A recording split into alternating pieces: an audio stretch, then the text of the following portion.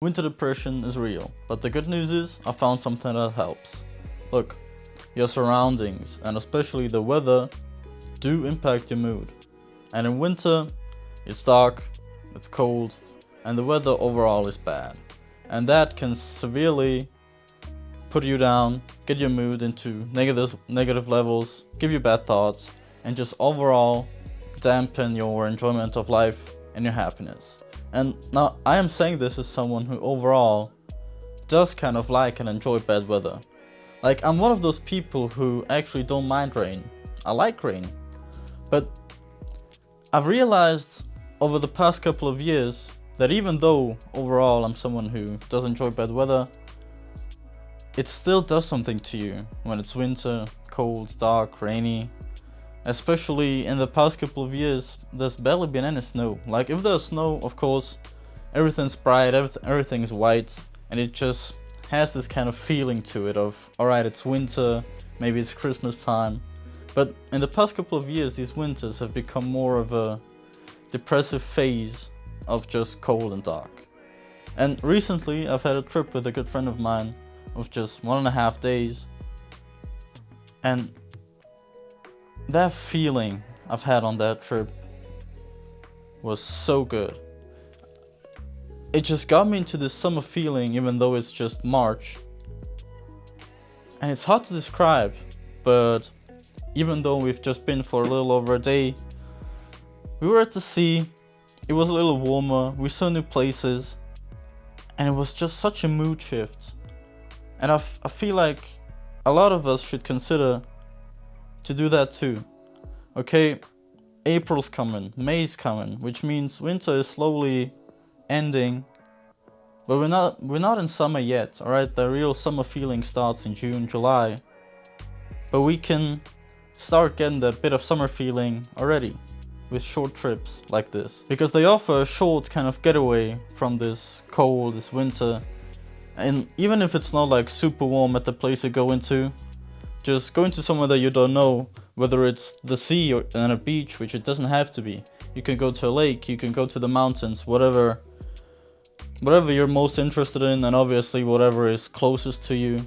I realize that many people maybe don't have the privilege of having a beach 3, 4, 5 hours of a car drive away from them, but chances are there's a lake, there's some mountains, there's something you can go and see which is different from the urban and dark area that you live in.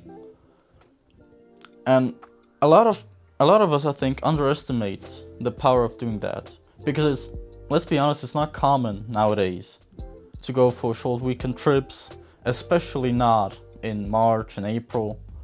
No one thinks of this, but I think it's actually a great opportunity to get into a different headspace and to start getting that summer vibe earlier, and to start getting into this positive vibe, this positive feeling, this positive mood earlier.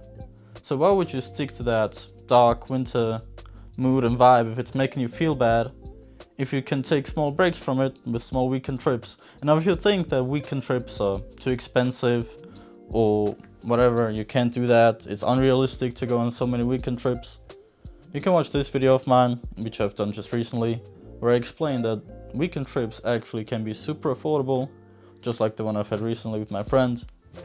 You don't need to take any vacation days, and as I discussed right here, right now, it can just increase your mood so much. This is really a big realization I had, because we were actually on our way home from Slovenia, driving on the highway, on the streets, and I just had to smile on the way, because I realized, like, this feeling of a road trip, this feeling you have on a proper trip, you don't have to be away for a week or two in a tropical place or whatever. It doesn't have to be 30 degrees Celsius. It's not just about that. Just a road trip alone with a friend or a couple of friends, seeing something new, seeing the sea or a lake or some piece of nature, can be absolutely enough to make you feel so much better.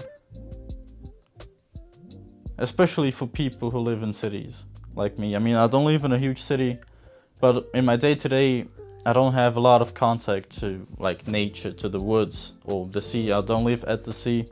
I'm living in Austria, but because of that I have a privilege of having the Adriatic Sea like 4 hours drive away from us.